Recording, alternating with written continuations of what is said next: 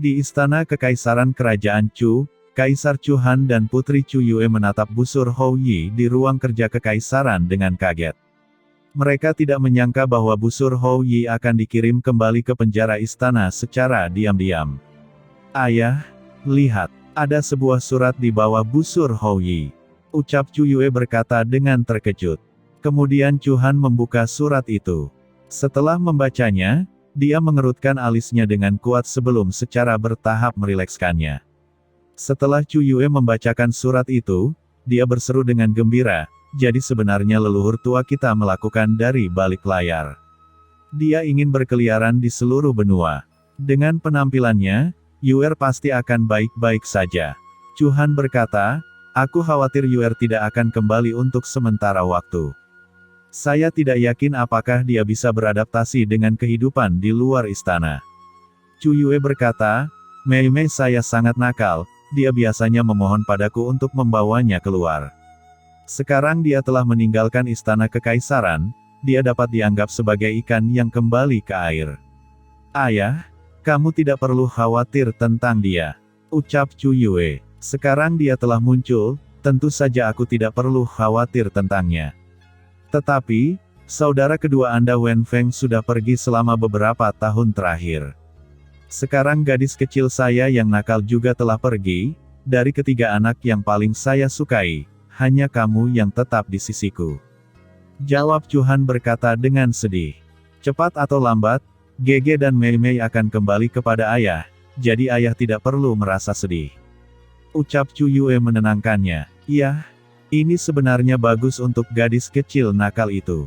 Dia terlalu keras kepala. Setelah melalui pengalaman ini, dia akan menjadi dewasa," ucap Chu Han merenung sejenak, dan berkata lagi, "Sekarang tidak perlu mengganggu senior Zuge.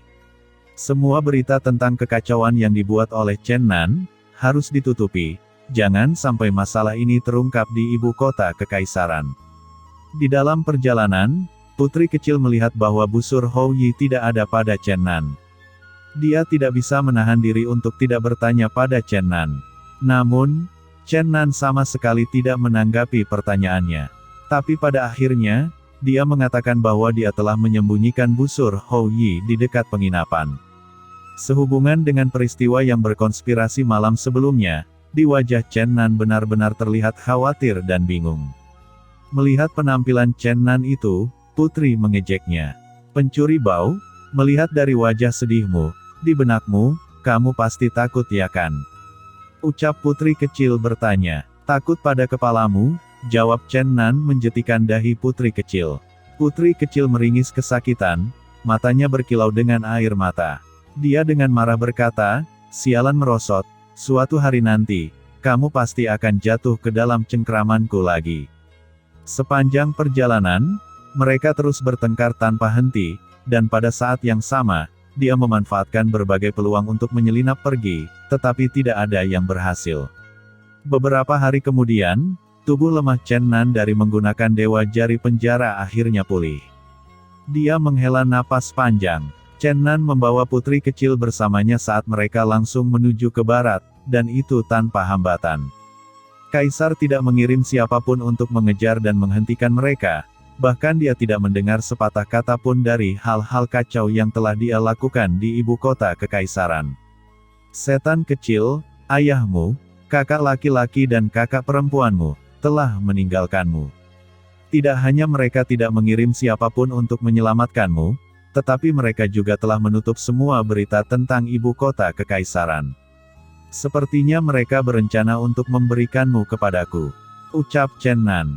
Putri kecil bersandar ke kereta dan menatapnya dengan pandangan miring, berkata, "Kamu pencuri bodoh tidak tahu apa-apa. Kamu bahkan tidak bisa melihat hal-hal sederhana seperti itu. Saya sangat menyesal berbicara omong kosong di sini, Huff." Setelah menempuh perjalanan panjang, akhirnya mereka berdua tiba di kota Tantai. Ada dua jalan besar di sini. Satu jalan langsung menuju perbatasan Barat Chu. Jalan lain menuju lurus ke selatan, beberapa ratus mil sebelum berbelok ke barat, melewati bagian tengah benua yang melindungi kota kejahatan di antara pegunungan. Mereka bergerak menuju benua barat. Melihat patung seperti manusia yang diukir dari batu giok putih, yang berdiri tinggi di lapangan umum kota Tantai, Chen Nan dengan sedih menghela nafas. Butuh 10.000 tahun baginya untuk akhirnya memahami penyebab kekuatannya mundur bukannya maju. Semuanya karena Dewi yang telah dia puja di dalam hatinya. Tantai Xuan, ketika aku menerobos kekosongan dengan seni bela diri dan naik, aku pasti akan membuangmu ke dunia manusia. Ucap Chen Nan dengan suara pelan. Dari samping, putri kecil mengambil pukulan tepat pada dirinya.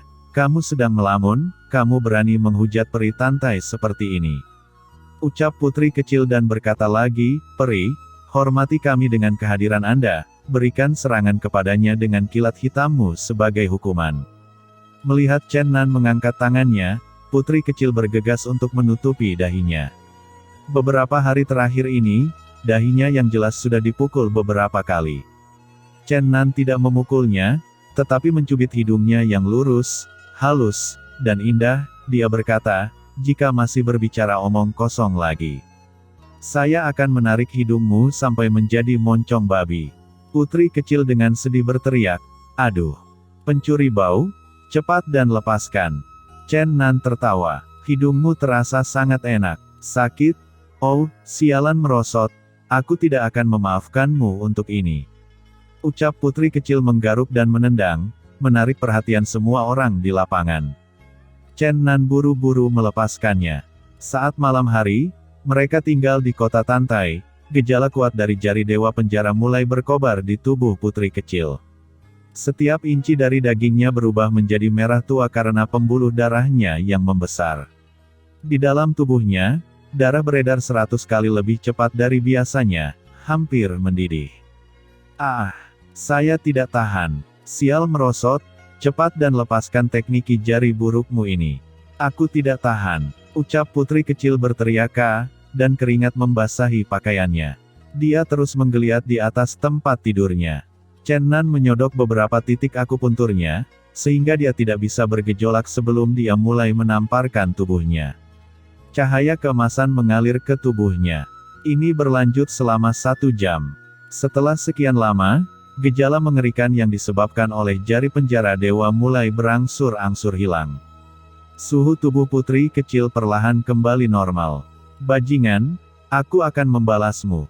Ketika putri kecil mendapatkan kembali kemampuannya untuk bergerak, dia menerkam Chen Nan dengan panik. Ingin menggigit, ingin menggaruk, ingin menendang, dan ingin membanting. Tetapi dia tidak dapat menggigit, menggaruk, dan menendang Chen Nan. Akhirnya dia membanting kepalanya ke arah Chen Nan. Chen Nan tidak berani menggunakan kekuatannya, takut secara tidak sengaja melukai putri kecil. Dia akhirnya bisa menundukkannya setelah menghabiskan sedikit usaha. Pencuri bau, aku benci kamu sampai mati. Apa jenis teknik jari bejat yang kamu gunakan terhadapku? Kamu lebih baik segera dan sepenuhnya menetralkannya untukku. Ucap putri kecil dengan terengah-engah. Ini adalah jari dewa penjara, hanya saya di dunia ini yang dapat mengatasi teknik ini. Dan itu akan terjadi setiap 10 hari dan setengah bulan sekali. Jika saya tidak membantu Anda mengaktifkan darah terlebih dahulu, Anda akan merasakan sakit seperti ini.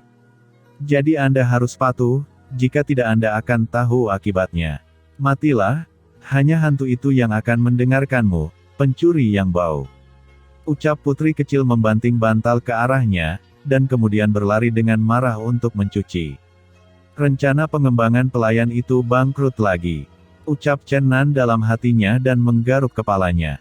Keesokan harinya, mereka memulai jalan menuju kota kejahatan, dan kota kuno Dantai berangsur-angsur menghilang di belakang mereka. Jalan ini melintasi timur dan barat dan merupakan jalan perdagangan terpenting di daratan. Arus pedagang sehari-hari sangat besar, membuat jalan di sepanjang perbatasan ini tidak sepi. Sepanjang jalan mereka makan di angin dan tidur di elemen, keduanya akhirnya sampai di pintu gerbang di sebelah barat kerajaan Chu. Kota Wangfeng, kota ini tinggi dan kuat, itu adalah benteng tenggorokan di jalan antara timur dan barat. Sebelum memasuki kota Wangfeng, Chen Nan telah memberi pengajaran kepada putri kecil, dengan sedikit ancaman untuk patuh, dan mau bekerja sama dengan baik ketika dia diselidiki oleh prajurit interogatif. Pada awalnya, Putri kecil tertawa dan mencibir. Dia telah menyatakan bahwa dia pasti tidak akan melakukan suatu tindakan untuk dirinya yang menjijikkan. Tetapi setelah serangkaian ancaman dari Chen Nan, jika dia tidak tulus, dia akan cacat ketika insiden itu terjadi. Selain itu, dia akan memaksa Dewa Penjara untuk menyala lebih awal dari yang diperkirakan. Putri kecil dengan marah menyetujui persyaratannya. Benar saja, ketika mereka memasuki kota, mereka berdua bertemu dengan interogasi yang ketat. Untungnya, Chen Nan sudah menyiapkan sebelumnya. Dia telah menyiapkan serangkaian kebohongan untuk menipu dan melewati pertanyaan. Tentu saja, ada sedikit kesulitan selama proses ini. Terlepas dari kotoran yang menempel ke wajah putri kecil, kecantikan alaminya terlalu sulit untuk disembunyikan. Akibatnya, itu menarik perhatian salah satu prajurit. Gadis yang marah itu hampir meledak dengan amarah. Chen Nan buru-buru melemparkan beberapa koin emas kepada prajurit, dan menyeret sang putri yang marah untuk bergegas dan pergi. Meskipun kota Wang Feng adalah benteng yang jauh di perbatasan yang jauh, bagian dalam kota itu sangat makmur. Ada profesi di dalam kota yang sangat berkembang, dan banyak tentara bayaran. Bahkan, sebagian besar orang menghabiskan uang untuk menyewa beberapa tentara bayaran untuk memastikan keamanan hidup dan aset mereka. Chen Nan membawa putri kecil ke serikat tentara bayaran setempat. Di dalamnya berisik dan kacau. Dindingnya dipenuhi dengan segala macam pengumuman yang dipasang. Mereka semua adalah misi dari berbagai skala dan kesulitan menunggu tentara bayaran untuk menerimanya. Yang lebih mudah terlibat bertindak sebagai pengawal seseorang. Yang paling sulit adalah menyelidiki beberapa lokasi yang sangat berbahaya. Saat ini, misi dengan hadiah paling mahal adalah untuk menangkap kilin mitos di pegunungan Luofeng. Sudah ada beberapa orang yang telah menawarkan 50.000 koin emas untuk penangkapannya. Jumlah orang yang telah menerima misi ini sangat banyak, tetapi hingga hari ini, tidak ada satupun tentara bayaran yang bisa berhasil. Mayoritas dari mereka yang pergi dalam misi tidak pernah kembali. Sekarang, sangat sedikit orang yang bersedia menerima misi ini. Pada saat ini, seorang pria berpakaian jorok, dan wajahnya penuh kumis berjalan menuju Chen Nan, dengan pedang besar dan berkata, "Apakah Anda ingin mencari tentara bayaran sebagai pengawal? Ini jelas merupakan pilihan yang bijaksana bagiku. Saya, Guan Hao, adalah orang yang disebut Raja Tentara Bayaran masa depan. Dan yang akan membuat Anda tetap aman sepanjang jalan." Chen Nan sudah bisa melihat bahwa pria besar ini memang kuat, dan kultivasinya telah mencapai tingkat pertama, tetapi entah bagaimana dia bersedia menjadi tentara bayaran biasa. "Saudaraku, bagaimana? Meskipun saya baru saja bergabung dengan bisnis ini, saya jelas merupakan keajaiban di antara tentara bayaran lainnya. Saya akan memastikan perjalanan Anda bebas dari rasa khawatir. Meskipun wajah istri kecil Anda tertutupi oleh kotoran, siapapun yang memiliki mata yang tajam dapat mengetahui bahwa Nona adalah wanita yang luar biasa cantik. Jika Anda tidak memiliki orang yang kuat untuk melindungi Anda berdua, meninggalkan kota Wang Feng akan sangat berbahaya," ucap Guan Hao. Putri kecil sangat kesal. Dia berkata, "Kumis besar, jangan katakan omong kosong apapun yang muncul di pikiranmu. Siapa istri kecil bajingan ini? Jika kamu terus berbicara omong kosong lagi, hati-hati, saya bisa memenggal kepalamu," ucap putri kecil dengan marah dan membantah. "Ayah, wanita kecil yang ganas," ucap Guan Hao. Kemudian dia menoleh kepada Chen Nan, dan berkata lagi, "Saudara masih belum berhasil. Anda harus melakukannya ketika ada kesempatan. Jika tidak, setelah meninggalkan desa ini, Anda tidak akan mendapatkan kesempatan lagi." "Hehehe, saat ini dia hanya pembantu saya," ucap Chen Nan tersenyum dan terkekeh. Dihadapkan dengan dua pria jahat ini, putri kecil dengan cepat menjadi gila dengan kemarahan. Dia mengambil poci teh dari meja, melemparkan cangkir tehnya. Chen Nan dan Guan Hao dengan cepat menghindar ke samping, tetapi orang-orang di dekatnya tidak seberuntung itu. Beberapa orang diselimuti dengan teh panas. Serikat pekerja tentara bayaran marah. Chen Nan dengan cepat menarik putri kecil pergi untuk melarikan diri. Guan Hao juga mengikuti mereka. Dia berteriak kepada Chen Nan, ini benar-benar terlalu berbahaya bagi kalian berdua untuk pergi keluar sendiri. Jika Anda mempekerjakan saya dapat memastikan perjalanan Anda berdua akan aman. Chen Nan berhenti untuk berdiri dan berkata, kami akan pergi ke kota kejahatan. Saya mendengar bahwa ada banyak perampok di jalan. Bisakah Anda melindungi kami dari mereka? Guan Hao berkata, aku bisa dengan mudah menangani gerombolan itu hanya dengan satu tangan. Terlebih lagi, tidak hanya kita bertiga. Sekelompok pengusaha telah menyewa resimen tentara bayaran. Saya mengenal komandan mereka dengan sangat baik, jadi kita bisa pergi bersama mereka. Ini akan menjamin keamanan Anda. Meskipun Chen Nan tidak takut para bandit di jalan, sekarang dia harus khawatir tentang putri kecil, dia tidak sepenuhnya percaya diri pada dirinya sendiri. Akhirnya, dia memutuskan untuk memulai perjalanan mereka dengan tentara bayaran itu. Setelah mereka kembali ke penginapan, putri kecil tampak sangat kesal. Dia dengan dingin berkata, pencuri bau, kamu akan segera meninggalkan perbatasan kerajaan Chu. Sekarang kamu dapat membantu saya menyingkirkan jari dewa penjara ini. Kenapa terburu-buru? Kita bahkan belum tiba di kota kejahatan. Ucap Chen Nan. Apakah kamu lupa apa yang dikatakan kakakku? Setelah kamu meninggalkan perbatasan Chu, jika kamu tidak membebaskanku, dia akan mengeluarkan perintah untuk kematianmu. Dia akan memobilisasi segalanya untuk membunuhmu. Dan kamu akan mati tanpa tempat pemakaman. Ucap putri kecil. Jika saya melepaskanmu hanya ada satu kemungkinan. Namun, lebih baik saya tetap menjagamu di sisiku sebagai pelayan. Ucap Chen Nan. Kali ini, putri kecil benar-benar ketakutan. Dengan suara gemetar, dia berkata, sampah, kamu bohong, kan? Tidak ada keluhan dan permusuhan di antara kita sebelumnya.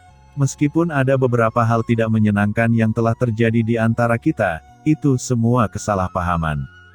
Selain itu, sudah lama sejak itu. Kamu tidak ingin balas dendam padaku sekarang, kan? Chen Nan mengulurkan tangan dan memukul titik akupuntur yang samar, lalu membaringkannya di tempat tidur.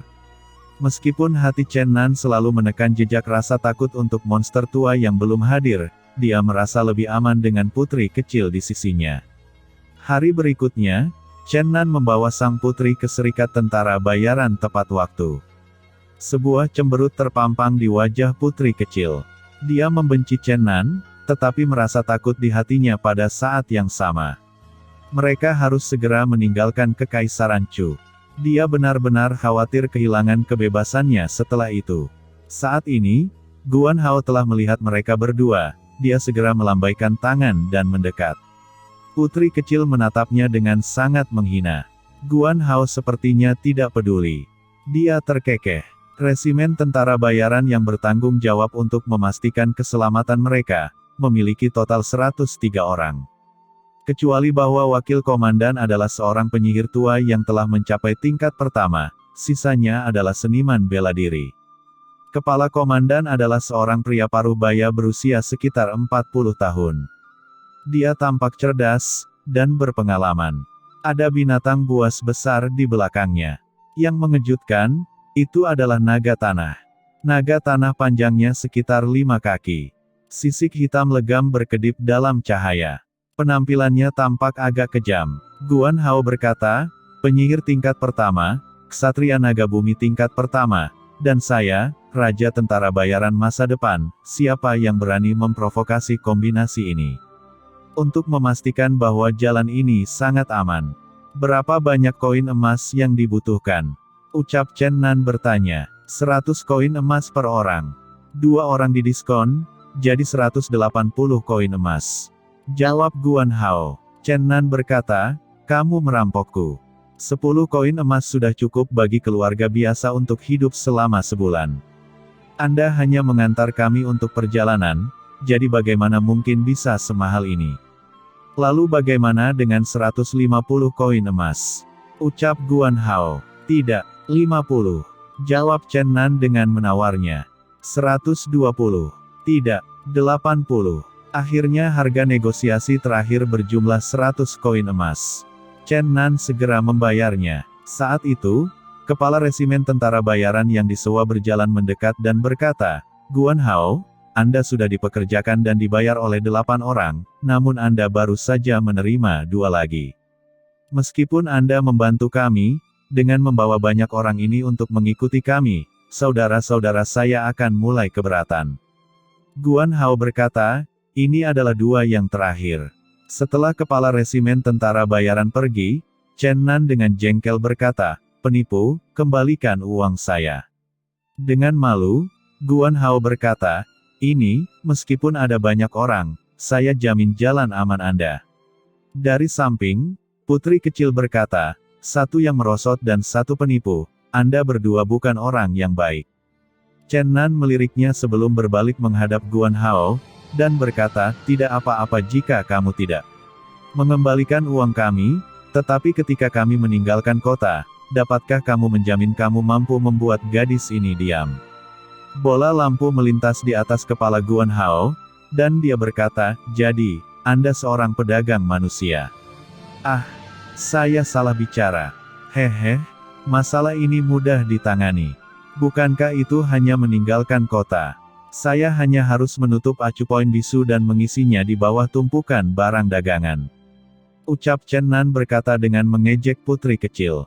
Pada titik ini, mata putri kecil mampu untuk membunuh seseorang, dan dia berkata dengan marah, "Kalian berdua bajingan."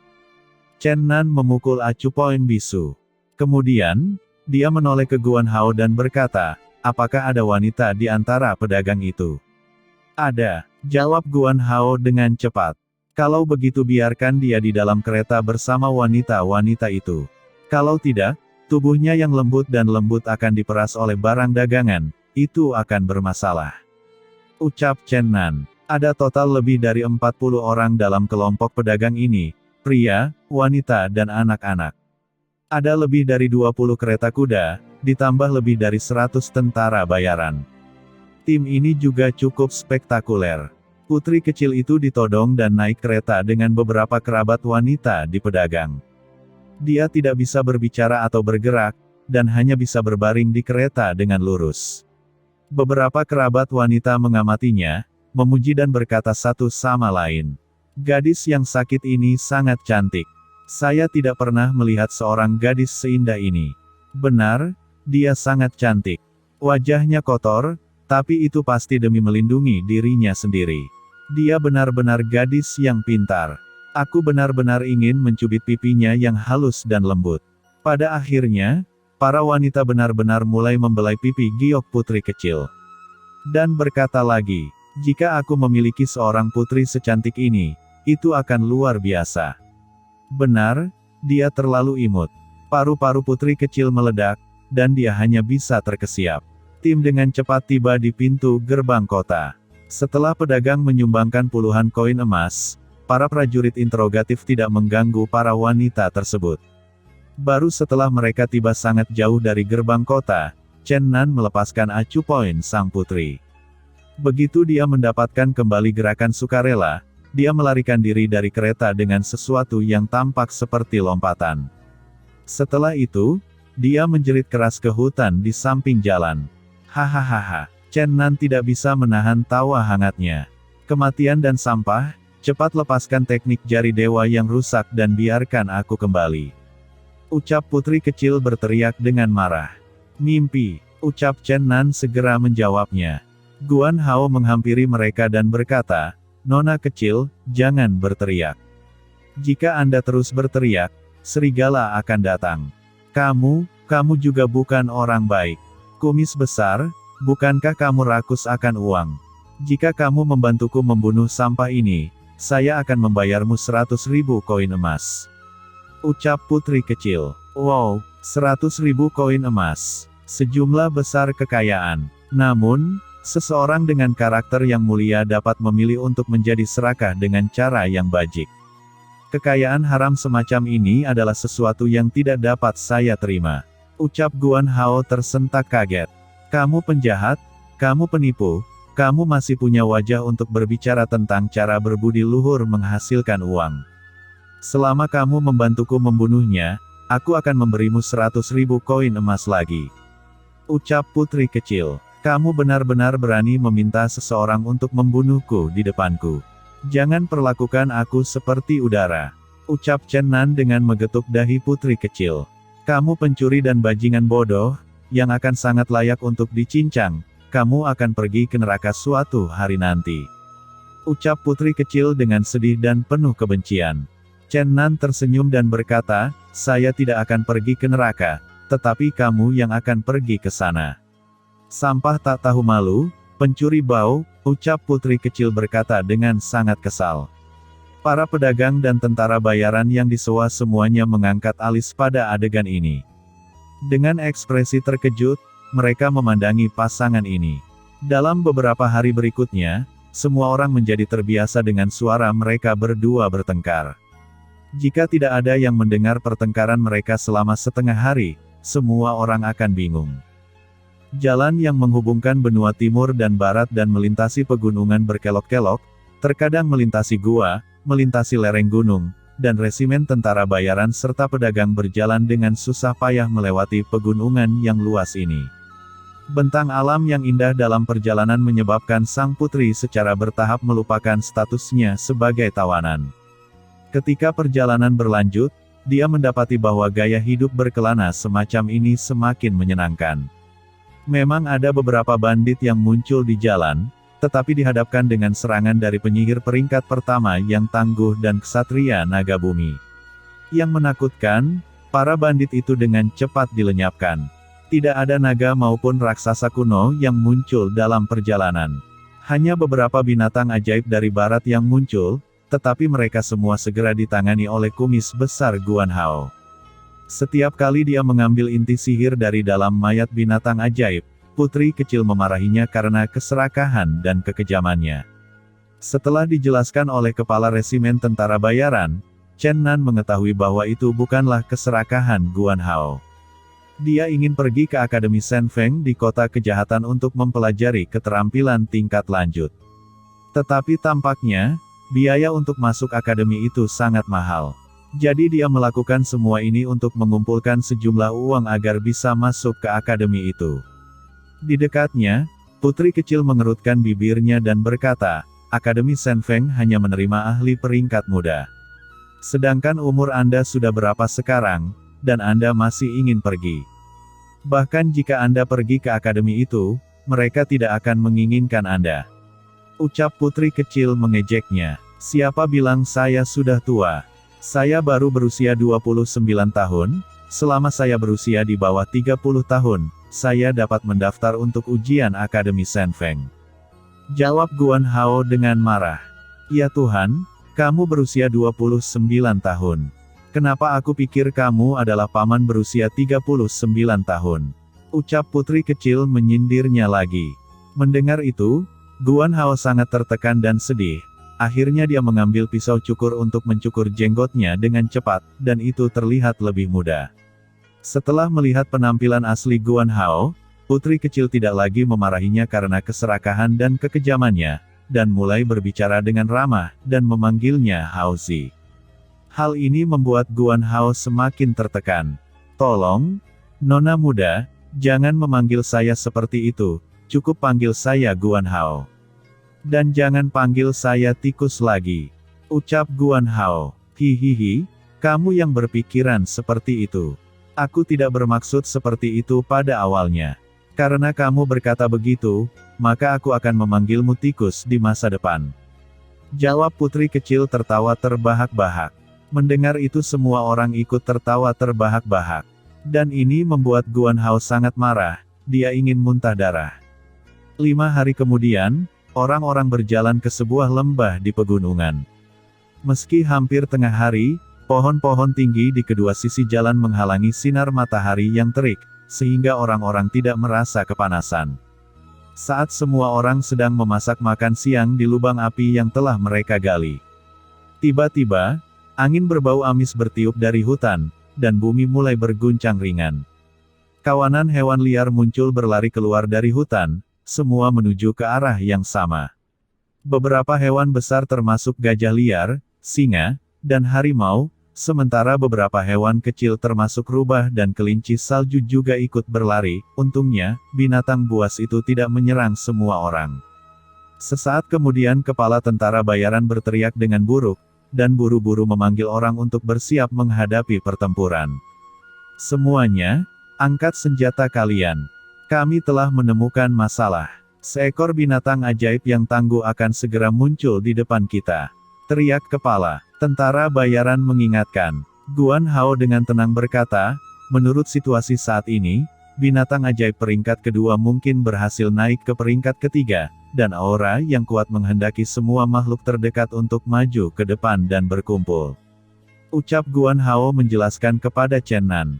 Apakah sesuatu seperti ini benar-benar terjadi? Ucap Chen Nan berkata dengan bingung. Ya, itu benar. Biasanya, jalan ini sangat aman, sangat sedikit pelancong yang mengalami situasi seperti ini. Saya tidak berharap kita mengalami nasib buruk seperti itu. Binatang ajaib yang kuat yang baru saja naik ke peringkat berikutnya terikat untuk menantang musuh untuk mengkonsolidasikan kekuatannya. Ketika itu terjadi, pertempuran yang tak terhindarkan akan pecah. Jawab Guan Hao menganggukkan kepalanya. Pada saat ini, raungan tiba-tiba bergemuruh dari kejauhan yang mengguncang langit. Kuda-kuda yang ditugaskan untuk menarik kereta mulai meringkik tanpa henti. Dengan gelisah mereka mulai berjuang melawan kendali. Para pedagang dalam keadaan panik. Mereka tidak hanya takut pada binatang buas kuat yang belum muncul, tetapi mereka juga khawatir kuda-kuda itu akan meninggalkan jalan, dan membawa barang dagangannya. Setelah kepala resimen tentara bayaran memperhatikan kuda-kuda yang panik, dia berteriak, cepat. Mengetuk semua kuda agar tak sadarkan diri. Para tentara bayaran mulai bergerak berturut-turut. Dengan tongkat atau telapak tangan, mereka dengan keras memukul kepala kuda. Sekitar 20 kuda segera jatuh ke tanah. Dengan mengendarai naga bumi, kepala pemimpin berteriak lagi, bersiaplah untuk bertarung. Setelah selesai berbicara, dia bergegas ke depan, dan tentara bayaran mengikutinya ke pertempuran, dan wakil komandan terbang ke udara, mengikuti bagian belakang tim. Chen Nan dan putri kecil mengikuti mereka. Di depan jalan ada lapangan terbuka yang luas tanpa pohon-pohon tinggi. Hanya beberapa semak rendah tumbuh di sana.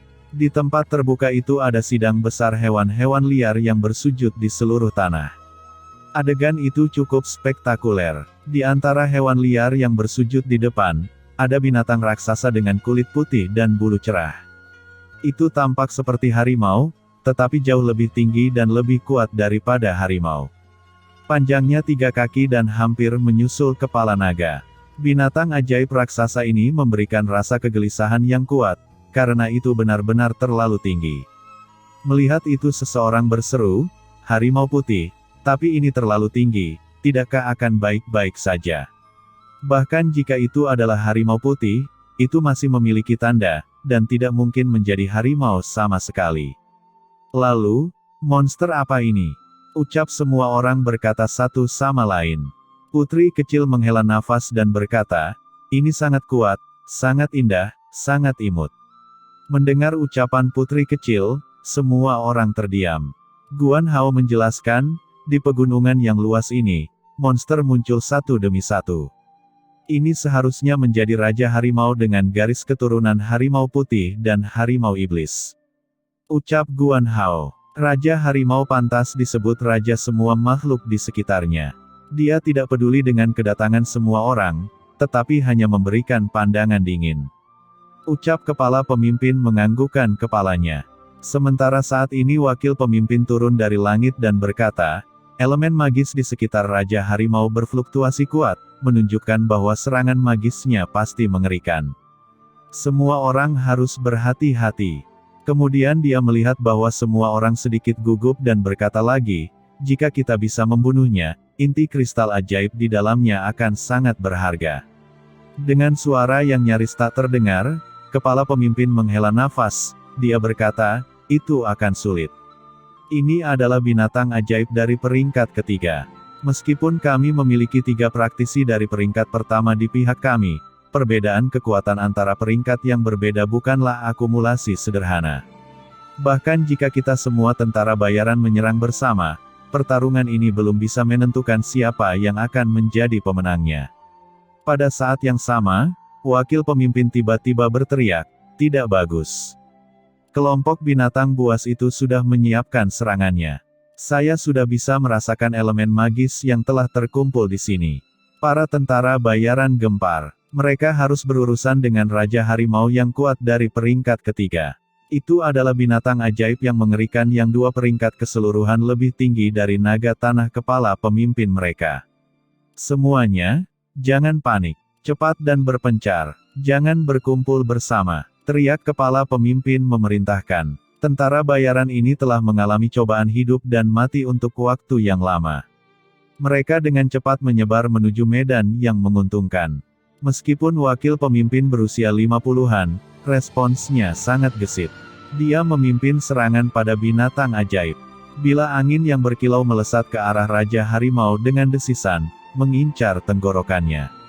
Raja Harimau mengaum keras, tampak kesal karena semua orang berani menyerangnya. Itu hanya menggelengkan kepalanya dan menghindari bila angin yang memancarkan energi sihir yang kuat, dan kemudian dia mengangkat kepalanya tinggi-tinggi, menatap mereka dengan jijik. Semua orang menggosok matanya dengan tidak percaya, dan akhirnya memastikan bahwa Raja Harimau memang menunjukkan ekspresi jijik. Harimau ini telah menjadi elit, dan benar-benar dapat mengekspresikan perasaan manusia. Semua orang menjadi khawatir. Putri kecil dengan gembira berkata, "Ini benar-benar terlalu imut." Chen Nan mencengkeram kerah bajunya dan melangkah mundur, menjauh dari tempat berbahaya itu. "Bajingan, biarkan aku pergi. Cepat dan lepaskan aku," ucap putri kecil berteriak. Raja Harimau memberi auman besar lagi, binatang buas yang bersujud di tanah mulai menggigil, dan kemudian berdiri dengan gemetar, membuka jalan bagi Raja Harimau. Melihat itu Chen Nan terkejut. Dia tidak bisa menahan diri untuk berkata, "Aneh sekali, mereka benar-benar bertindak seperti manusia." Saat ini, Raja Harimau sedang bertarung melawan kepala resimen, wakil kepala, dan Guan Hao. Semua tentara bayaran lainnya tersebar ke lingkungan. Mereka membentuk jebakan dengan itu di tengah. Takut pada kekuatan Raja Harimau, makhluk-makhluk itu menggigil di dekatnya, takut untuk pergi. Tentara bayaran lainnya tersebar di sekitar dan mengelilingi mereka. Semua binatang dihalangi oleh kekuatan Raja Harimau dan gemetar di dekatnya, takut untuk pergi. Setelah Raja Harimau meraung, mulutnya menyemburkan kilatan petir, dan busur listrik yang kuat, retak, di udara, dan langsung menuju ke penyihir. Penyihir segera mengucapkan mantra. Tanah di depannya mulai menggembung. Sebuah perisai bumi muncul di depannya. Pada saat yang sama, perisai air muncul di depannya. Petir menerobos perisai bumi, itu langsung hancur menjadi tumpukan tanah dan batu, dan kemudian mengenai perisai air. Setelah semburan bunga api listrik menyala, perisai air runtuh dan menjadi kabut. Penyihir buru-buru berguling ke samping, tetapi seberkas petir masih berhasil bersentuhan dengan tubuhnya. Dia berteriak, setiap rambut di kepalanya berdiri tegak, dan seluruh tubuhnya hitam karena petir. Jika bukan karena perisai bumi dan air yang menolak sebagian besar kilat, kehidupan Magus akan berada dalam bahaya besar. Setelah waktu yang sangat lama, dia merangkak dari tanah, dan gemetar. Pada saat yang sama, semua anggota resimen tentara bayaran yang disewa mulai mengambil tindakan. Panah melesat dari busur mereka, dan hujan panah seperti segerombolan belalang terbang, diluncurkan ke Raja Harimau. Meskipun tubuh Raja Harimau itu besar, dia tetap gesit dalam pergerakannya. Dengan beberapa lompatan, dia melompat keluar dari pengepungan semua orang. Setelah itu, dia menyapu ekor raksasanya secara horizontal ke arah tentara bayaran untuk menimbulkan kehancuran total. 5 tentara bayaran dicambuk oleh ekor raksasa yang tampak seperti cambuk baja. Tulang dan otot mereka langsung patah berkeping-keping, dan mati di tempat. Keberanian semua orang hancur dan mereka dengan cepat melarikan diri lebih jauh dari medan perang. Kepala pemimpin bergegas mendesak naga tanahnya untuk maju, dan Guan Hao mengikuti di belakangnya. Di bawah sinar matahari, bulu Raja Harimau menyinari cahaya yang berkilau. Tubuhnya yang besar, ditutupi bulu putih, tampak sangat kuat. Itu secara agresif menghadapi dua pria dan satu naga yang terbang ke arahnya. Matanya berkilat tajam, dan sepertinya impulsif.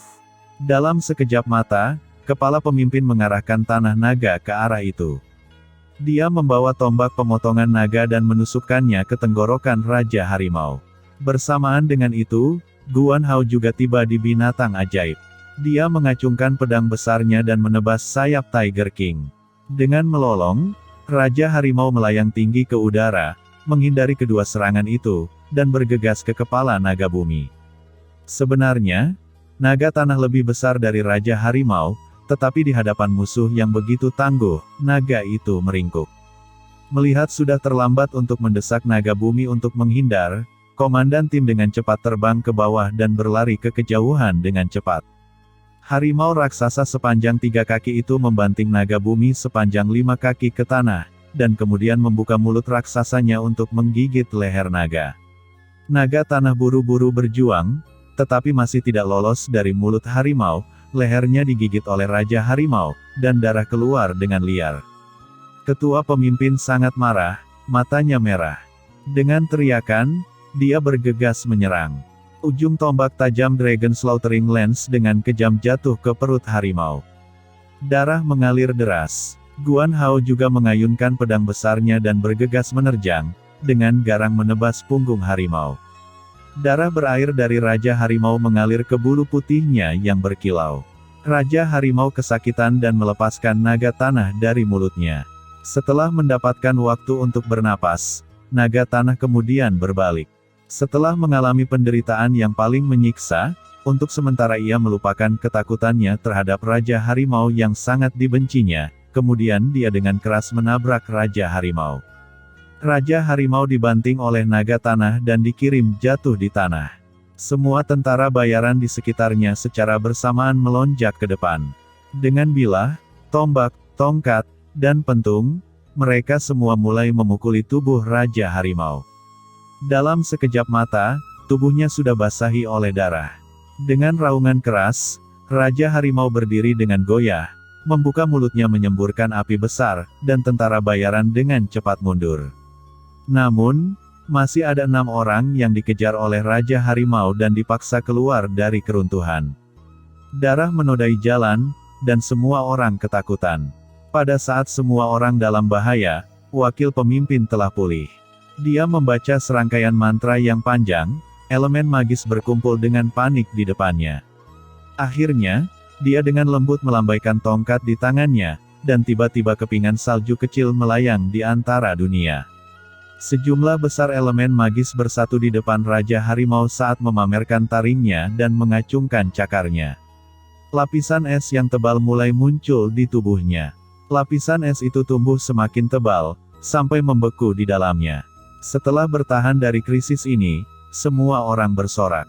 Raja Harimau telah dibekukan menjadi balok es raksasa. Namun, sebelum sorakan semua orang berhenti, suara serpihan es berdering di udara. Retakan mulai menyebar ke bawah dari atas balok es. Akhirnya, dengan ledakan, seluruh balok es benar-benar hancur.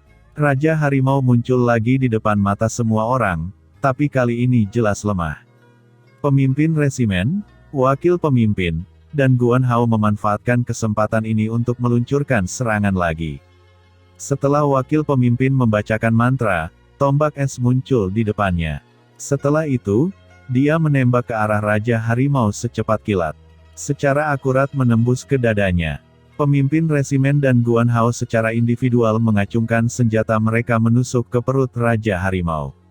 Setelah itu, mereka dengan cepat melompat ke atas punggung harimau, dan mulai memukuli kepala harimau besar itu dengan ganas. Tubuh Tiger King bergetar untuk sementara waktu, dan darah mengalir keluar dari tubuhnya. Pada saat ini, dia berlumuran darah, dan bulunya yang putih dan berkilau benar-benar merah karena darah. Pada saat ini, kepala naga tanah tidak lagi takut pada Raja Harimau, dan bergegas ke arahnya dengan liar. Tubuh naga besar membanting Raja Harimau, meluncurkannya melayang di udara. Pemimpin resimen dan Guan Hao melayang ke samping. Ketika naga tanah memamerkan dirinya untuk membantingnya lagi, Tiger King yang bergoyang tiba-tiba berdiri dan meraung keras, dan naga tanah yang ketakutan menghentikan langkahnya. Perubahan mendadak terjadi. Sepasang sayap putih tiba-tiba muncul di perut Raja Harimau dari udara tipis. Itu sangat kontras dengan tubuhnya yang sekarang basah oleh darah. Kemudian, dahinya tumbuh menjadi tanduk setengah kaki, putih dan seperti batu giok. Perubahan yang membingungkan ini membuat semua orang yang hadir tercengang. Chen Nan dalam hati gelisah. Dia tahu bahwa ini adalah bentuk pertempuran asli Raja Harimau. Jika itu mengungkapkan kekuatan sebenarnya selangkah lebih awal, tidak mungkin ada orang yang bisa melukainya. Ekspresi kegembiraan muncul di wajah putri kecil. Dia berkata, Raja Harimau ini benar-benar terlalu kuat dan cantik. Akan lebih bagus jika itu berfungsi sebagai tungganganku. Semuanya, jangan takut. Sudah terlambat ditransformasikan. Itu sudah terluka, dan itu tidak dapat mendukung dirinya sendiri lebih lama. Ayo serang bersama, ucap pemimpin resimen berteriak. Dengan mengatakan itu, dia memimpin serangan ke depan. Semua orang mengikutinya, tetapi naga tanah meringkuk, dan tidak berani melangkah maju. Raja Harimau melayang tinggi ke udara. Dalam sekejap, itu terbang sangat tinggi ke langit. Terus-menerus meraung di udara, kilatan petir membelah langit, dan kemudian sepotong besar api menyapu. Petir dan api menari-nari di udara, dan gelombang ratapan terdengar dari tanah. Dalam sekejap mata, sekitar 10 orang tersambar petir dan jatuh ke dalam api. Bau busuk daging terbakar menyebar di udara. Karena tutupan hutan, para pedagang di kejauhan tidak dapat melihat keadaan pertempuran yang tragis di sini, tetapi mereka dapat melihat api yang meledak ke langit, kilat menari dengan liar, dan kapal perang besar yang mengaum di udara. Mereka gemetar ketakutan, dan gemetar. Hidup gemetar. Karena perlindungan pepohonan, para pedagang yang jauh dari pertempuran tidak dapat melihat keadaan pertempuran yang tragis itu, tetapi mereka dapat melihat nyala api yang melonjak ke langit menari dengan liar. Mereka juga melihat bahwa ada binatang ajaib raksasa yang meraung di langit, dan mereka gemetar ketakutan. Guan Hao mengambil tombak dari tanah dan melemparkannya dengan keras. Dia menusuk ke sayap kanan Raja Harimau dengan keras.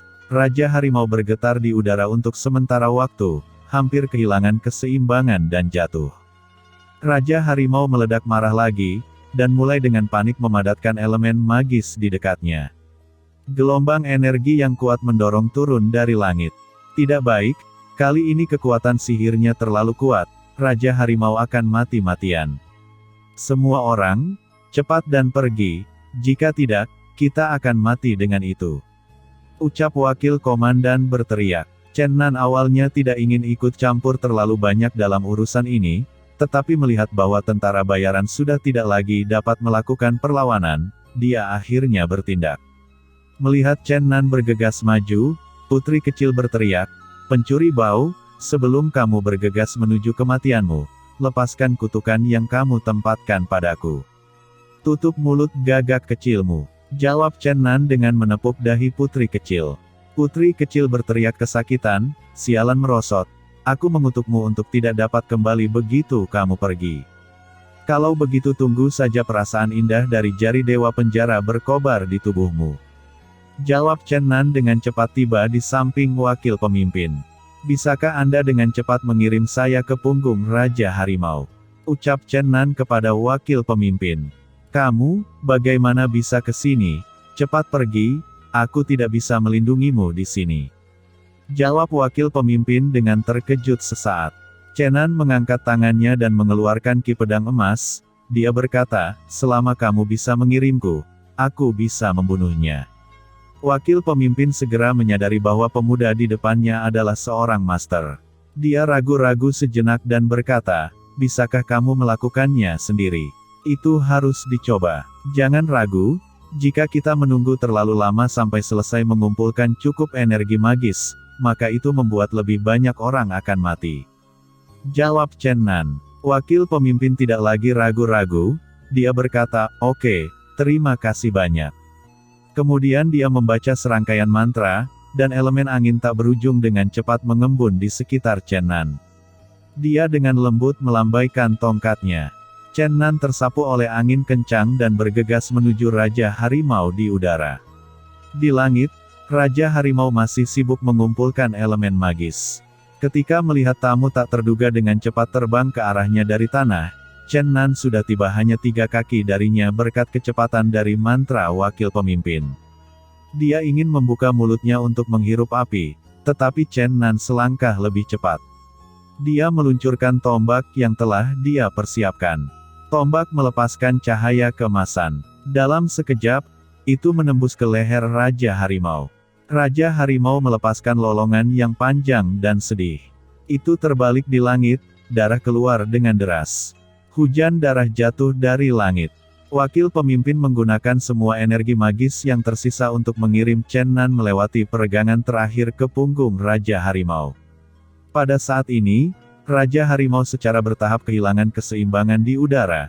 Gemetar tak henti-hentinya, Chen Nan buru-buru meraih ekornya dan menstabilkan sosoknya. Secara bertahap, Raja Harimau telah mendapatkan kembali keseimbangannya, tetapi saat ini cederanya telah mengancam hidupnya, dan dia tidak memiliki lagi niat untuk berdiri di depan binatang buas lainnya, dan dengan cepat terbang menjauh. Chen Nan sangat gelisah. Dia dengan cepat naik ke leher Raja Harimau.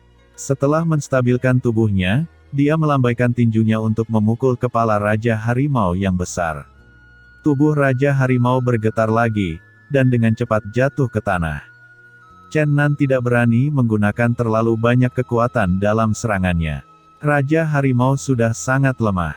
Jika dia memanfaatkan ki pedangnya secara irasional, dia bisa dengan mudah membunuhnya, tetapi saat ini, dia juga berisiko menabrak tanah dan menjadi sangat hancur.